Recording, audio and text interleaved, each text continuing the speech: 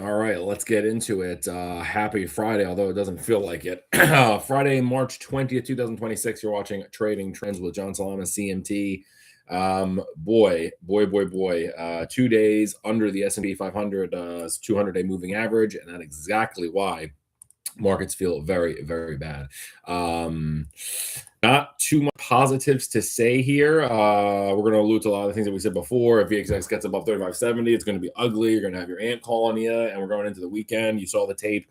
No one really wanted to hold equities going into the weekend. Let's summarize the day, the week, and the trades of the year and see if they still have any juice, because they are being tested right here. So today, rate sensitive parts of the economy absolutely getting lit up to the downside. So utilities, a monster move. I'm talking 3 sigma move, absolutely monster. REITs, of course. Told you real estate is not a place to play with here as we get more and more stagflation. An emerging market bonds sink. This is what I was saying before yesterday or on the Wednesday video. I didn't like seeing the cascade, and people were saying, "Oh, people are leaving staples. That's pretty good. That's risk. That's risk off. You know, they're going to put into more high growth assets." No, I don't think so. This is a liquidity global event. They got out of gold. They got out of silver. They got out of trades of the year. They got out of yield sensitive stuff. They got out of everything wherever they could. Crypto is just being okay because there's no gains to take off. Whereas the gold miners are still up 100% year over year.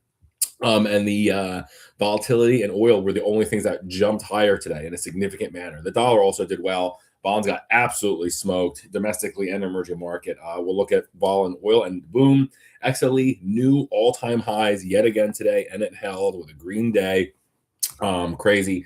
I saw a headline, we're preparing, I think, for ground troops in Iran, and it caught another bid today, oil, and the markets took a leg lower. So when you zoom out and you summarize this crazy week, really, it was about a massive crash, like 15% drop in silver and the miners, and an 8% jump in Brent oil. These were really the biggest absolute moves. Silver and gold still up a ton year over year. We'll take a look at the charts. And life comes at you fast, and you got to adjust. I saw JP Morgan cutting their outlook for S&P for the year, I think from 7,700 to 7,200. When new data, new things come at you, you can stay the same and be stubborn, or you can change your view and reallocate and position appropriately. And that's what you got to do in markets. So there's gonna be a lot to cover. Let's get right to the charts here. Let's get dashboard panel. Dashboard panel. Okay, here we go. Should be seeing it. Bang, bang, bang. All right, so SPY closes down 1.4%, Nvidia down 1%, Tesla down 3%, Micron down 4%, still is up 306% year over year, for goodness sakes. Gold down 3%. Ugly day for the precious yellow metal.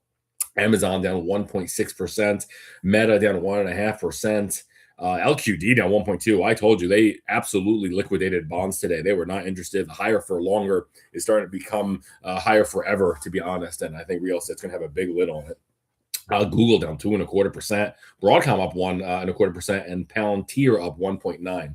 One other thing about the turtles trading, it is an ugly portfolio in terms of, yes, I'm up on the year, and that's well and fine, but I got stopped out of my shield long, and I knew that's how the market is really going to go lower, because even defense technology was not keeping the bid. So I said, oh, this is not good. So the portfolio is legit, just short, not massive amounts either. I'm short the KRE, regional banks, short jets, and still short the gold miners.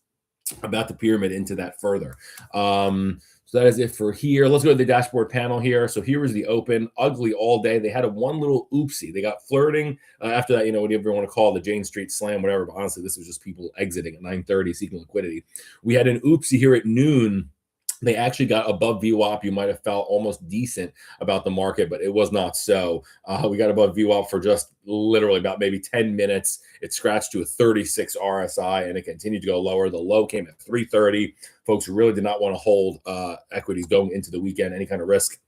Should there be more escalation, and oil fields lit up on fire this weekend. And then we did get a little bit of surge of buying towards the end of the day. You see that little shadow here, but this is just one day. Massive volume too, over 100 million shares of SPY. It was quadruple expiration as well. So single stock futures, options, futures, there's a lot of going on today, and index options as well. As we zoom out here, okay, the all important, the big kahuna is nothing good happens under the 200-day moving average. we have peaked back here. Okay, this is January 28th, 2026 was the highest equity stock market ever for the United States. And now you have two closes, because yesterday actually did close underneath the 200 moving average. It was very, very close.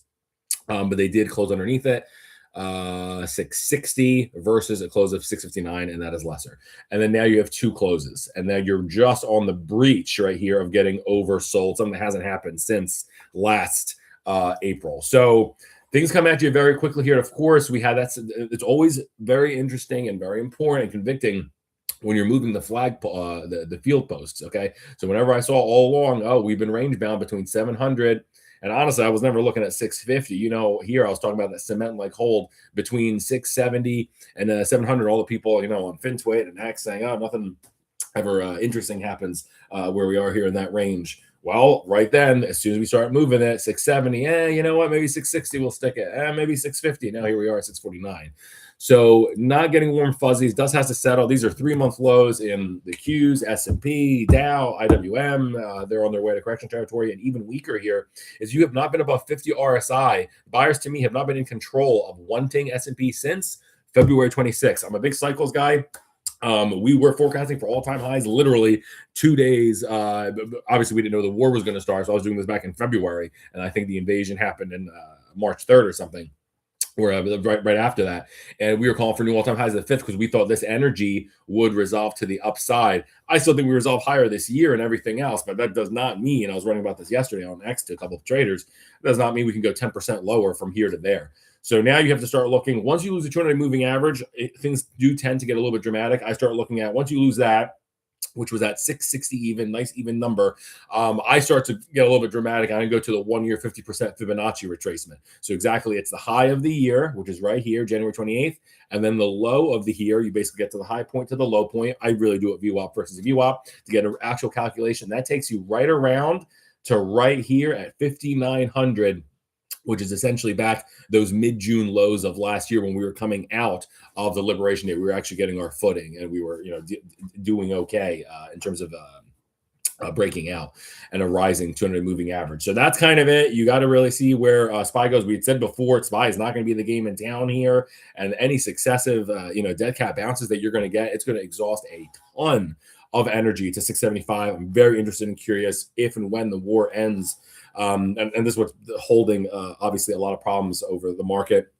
Companies aren't going to be able to guide. I'm not going to kick a dead horse on this, but market does not like uncertainty, and this is absolutely critical uncertainty for home owners, for regular folk, companies. It's not great. And then the week before the war started, S&P dropped out at 50 RSI, and no one's wanted it since. And now you're under a 200 moving average, which still is going up about 25 cents a day. You get about 3 more closes under here. Algos are going to start punishing SPY. They're not going to look at that for strength. So it's pretty binary. The war ends, we can really catapult and go a lot higher. If this just continues going on and escalation, yeah, I do think we'll get to about 600 in SPY. Buy puts appropriately for your long-term protection, if you like, for 30-year account type stuff, because I do think we lower. All right, let's see what they were targeting. There were some moves today. We're going to go right to VXX. 2 things were up today in a meaningful manner. VXX, volatility, and of course, we're saying there's an unknown duration of war, up 6.5%. I told you, look at that, 35.77. I said if we got above 35, I think it was 2 days ago, on the 18th. I said if we got above the 35.70, the whole stuff about your aunt calling, oh, do I still contribute to the 529? Look at that, 35.77. That is above the 200 moving average. We've been talking about when S&P loses that 50 RSI, then it's going to truly go the opposite direction, and you're going to have elevated volatility. So literally, volatility has been bid more than S&P has been sold, if that makes sense. So we've been an elevated regime. Honestly, that tranquility that we were talking about ended on January 9th. That was the last time, just sunshine and lollipops. Everything was going great. The S&P did peak 3 weeks after that. I'm talking volatility was just going lower and lower. We were really, actually, technically speaking, tranquility there. And things have changed quickly. You got that spike here on March 9th. And now what here for VXX, obviously, as we're in an elevated place. That's saying it simply. Yeah, this is a tough one. I'm not going to say otherwise. This looks like, unfortunately, I wanted it to flush to 30, and I had that ceiling level. If we get to 35 half, 35.70, things are going to get ugly. We're here now, so you can't really say you're wrong when you're right. When things happen that you're saying was going to happen, you got to have the same thesis. So this doesn't look great. I do think this tries to push above 37 over the next 1 to 2 weeks. Unfortunately, and I think unfortunately, I can't say that word enough. The new floor, I think, for this is. I hate to say it, but I think like 31 is a new floor for this. So even if you get a big reduction, a 4-point move lower in VXX, I still think we're in an elevated, obviously, fear environment. That's what's so crazy about the war. It's pretty binary. Before we were just freaking out over software being repriced and Anthropic updates reshaping industries. This is a little bit different here. So that's volatility. Number 2, oil. This is it. This is where they built the killers today. It was vol up 6 1/3%, and USO up again. And the market called out BS on Besant and his diplomatic move, letting the Iranian tankers go through on Monday. Oil should have went lower at least somewhat, something, nothing. It actually peaked yesterday, and it's still bid today. So this thing, we were talking about before. I said this looks like once it gets to 130. The high yesterday is 125. You're getting a vol expansion here. Still RSI, obviously overbid, lesser than it has been. You're seeing, lower highs here. Volume still hanging in there over 30 million. And this is the way to trade the war. But yeah, the new floor for this on USO looks like 102. I'm just, pretty much it. If you want to chase and buy the USO right here, you can. I would do a 1.5 ATR just because it's so wide. So it's $7. So you could do a $10. So chase it right here on Monday morning, although price is obviously not going to be the same. But say rounding right here, 122, you can buy it. And when it goes down to 10, and when it gets to 112, get out. That's your stop. No emotion, no nothing, because it's very likely heading to about 102. Save yourself that difference.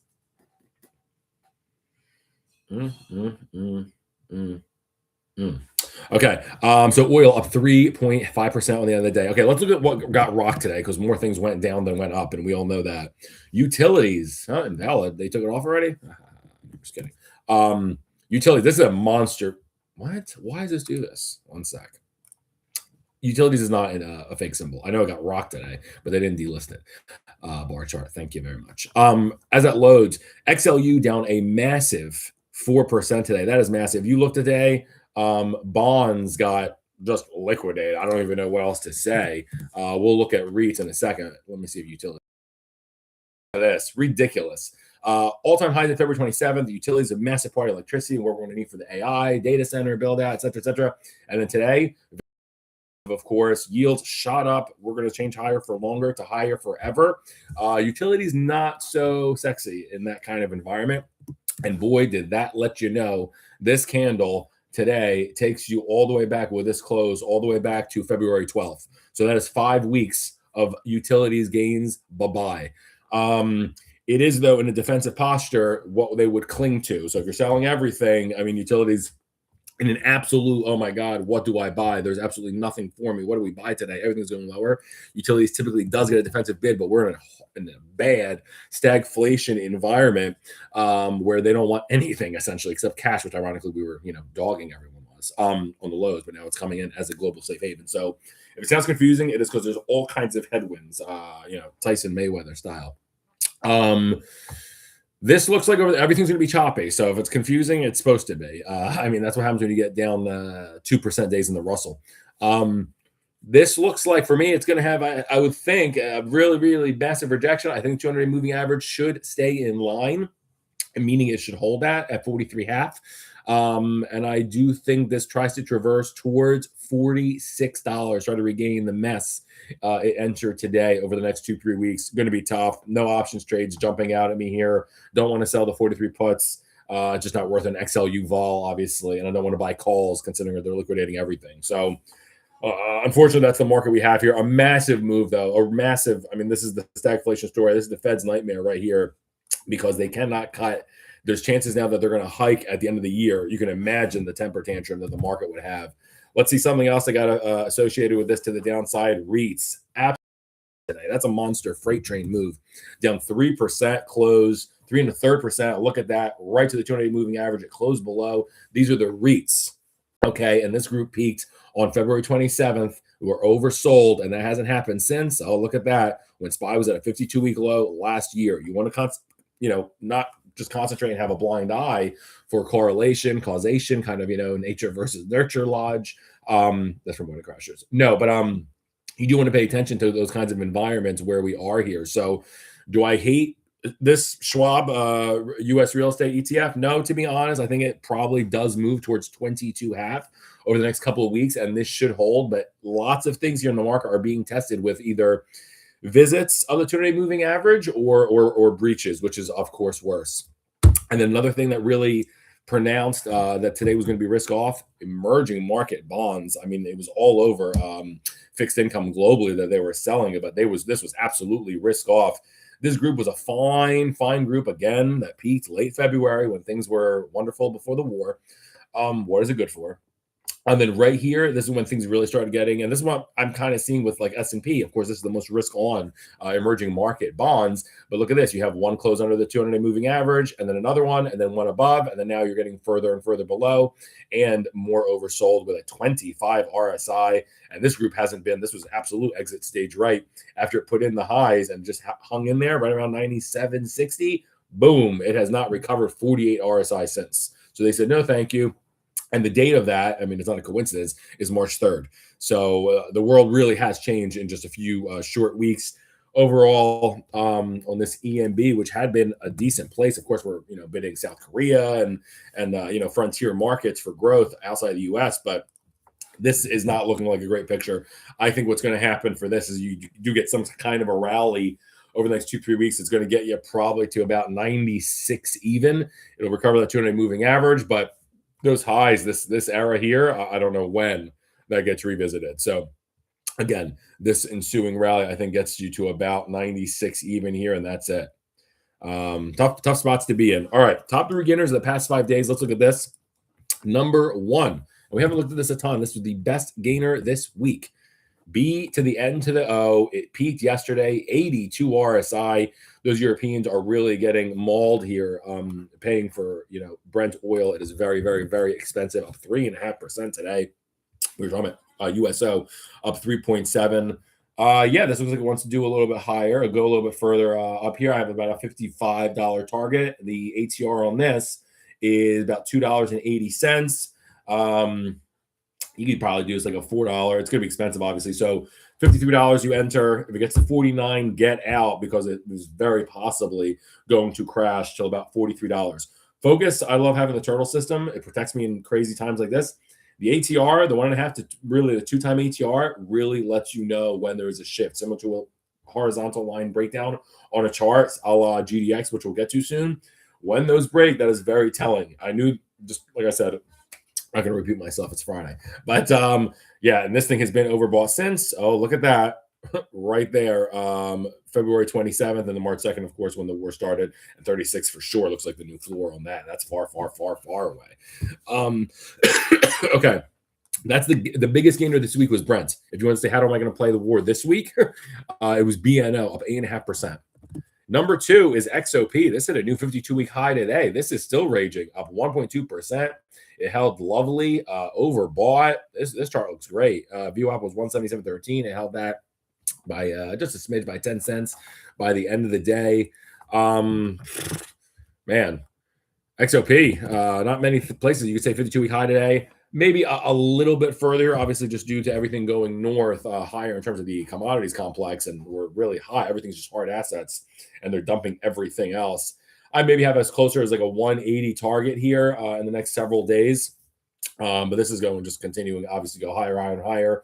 Any meaningful give back will drop you to about 163. It seems impossible to see it here. You would need, the end of the war. It sucks that so many things here is, correlate. It's just binary, if it ends, if it doesn't, if this goes till September, etc. So sucks. XLE all-time highs today. Okay, so XOP got you your yearly high, 52-week high of the day or of the year, and then XLE new all-time highs. Kind of an ugly-looking candle. It did close down today, about 10 bips. It looks like VWAP was 59.70. They said no, thank you to that, and then it closed. This thing has been overbought since way before the war. January 27th is when this got flirting with nosebleed territory. To be honest, that's when the breakout really started accelerating.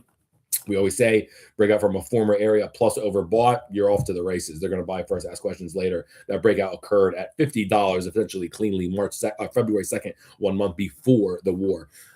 This looks good. Similar to what I said for XOP, my target for this maybe honestly is about 60, like a little bit higher. And then any kind of a drop should take you to about $56, $57. And that is XLE up 3.2% over the past 5 days, new all-time highs. I want to see if, if it's getting strengthening or it's weakening. It's less than a percent a day and today flat. So we'll see how that candle goes on Monday and what, of course, transpires over the weekend. What do they liquidate this week? Is the inflation trade over? Your biggest loser, and this is pretty crazy, of the week is your year's biggest winner. So folks typically go to liquidity where they can get it, right? You're not going to sell a ton of Bitcoin when you're down on it year over year. But silver is up, teaser, a double year over year. You are going to seek that. So silver was your biggest loser, down 15% over the past 5 days for an average of 3% a day. Today, 2xing, trumping that. Ugly, just crazy chart. I know this does not look healthy. It's very volatile. Similar, look at the nosediving RSI. This is the lowest RSI silver has had since, what is that, 33.6? Since the 52-week lows of last April. So again, that vibe of, we're breaking on 208 moving average. Indices are at 3-month lows. Some of the high runners are going back, in terms of sentiment, back to where they are when the indices were at the 52-week lows. So not great. I thought this would hold around 65. Again, there's no cement-like support in this market. I thought it was, to be cute, about 65 half, and then boom, where'd we get to? 61, 62. So ugly day, down 6%. VWAP was 63.16. They said no thank you to that. Your 200 moving average is at 51. You got to let dust settle on a lot of these things and buy into strength. You do not want to be a hero because it's up 100% year over year, down 15% this week. It can, give more away. You don't want to just be on the sidelines. This is not buying into strength right here. So I would personally rather wait, 2 weeks or so. It could be setting up right here. I doubt it, like anything is. But to be honest, I would rather buy this above consecutive closes above $73. So let it rip in my face, honestly, 20%, and then get into it. If you wanted to, it's kind of crazy. The ATR is 4.5. It's crazy. $6, and you get out. So if you get in at 61, if it drops to 56, pull the ripcord, is very possibly headed to 51. And that's silver, the biggest loser of the week. Number 2, I'm short this, and it's crazy. One day on Wednesday, we're saying, you know what? I love shorting the puts, or I think Monday, I forget what day we said it. And then, dude, I'll tell you when I'm right. I'll tell you when I'm wrong. We said sell the 90s, but we did say you got to be able to sleep at night and buy the 88s against it. And that's where you would have got paid handsomely here. Always got to have a risk controlled trade. I shorted GDX during the Powell presser. That was right about here, and it's just continued to gap lower. It even gapped through a pyramid level, to believe it or not. So pretty crazy. It's been a great position. Love the dust settle on this. I do think so. This is where the GDX, I do think a little bit of the story maybe for the gold miners has changed because of the cost. Silver, I don't really believe it's absolutely been changed, but these miners have massive energy costs. That's why gold is somewhat held in, still down obviously like 10-ish% from the peak. This is down 2x that because of the costs.